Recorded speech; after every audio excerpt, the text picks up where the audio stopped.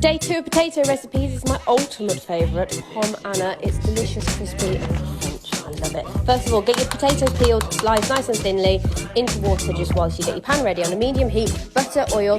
When it starts melting, then start layering up your potatoes. Now you're going to do a layer of potato, butter, salt, pepper, layer of potatoes, butter, salt, pepper, layer of potatoes, butter, salt, pepper. Then you're going to put a bit of parchment paper on there. It's a medium-high heat. When it's starting to get golden, like you see around the edge, put it into the oven just for 5 minutes or so, just to make sure everything's cooked.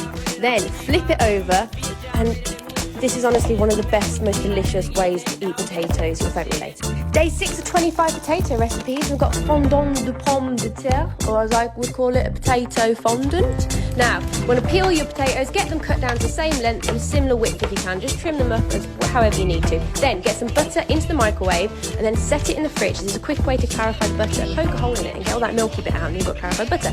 Get some butter onto the heat, get your potatoes in there, bring it up nice and hot so they get a bit of colour on one side. Once they've got a bit of colour, add some stock into it, flip them over. Then you want to reduce that down by about about half. Add a cartouche on there as well. Once it's reduced down, you want to then keep it going until you're left with just the buttery bit and all that liquid from the stock has gone. You want your potatoes to stick to the bottom because that's what's going to give you the golden crispy bit. Once they can wiggle free, be very patient with them. Don't try and pull them out, otherwise you will lose that crispy bit. Wiggle them out and eat them and enjoy it from the whole. I've been lying to myself and to you guys because I think potatoes might be my favourite way to have potatoes. I absolutely deliciously ate them all. They were so good. So first of all, get your potatoes into the oven at 180 degrees, about 40 minutes to an hour. Get bacon on nice and crispy. Then when your potatoes are done, scoop out the middle and keep the middle bit. You want to keep the little mashed potato bit. Then I've added some mozzarella, some crispy bacon bits, a little bit of double gloss. Then back into the oven at 210 degrees or so until they're super crispy. Sprinkled with spring onions, loads of creme fraiche, loads of mustard. Chippy chip. Noun. Using a sentence, I'm going to have some chippy chip chips. Now these aren't just normal chips, these are chippy chip chips because they're a bit like from a chippy chip rather than a chip. So we'll get potatoes peeled into chippy chip shapes, into hot salted water, bring that up to the boil to spoon off a knife. Like thus far all recipes have been basically on potatoes.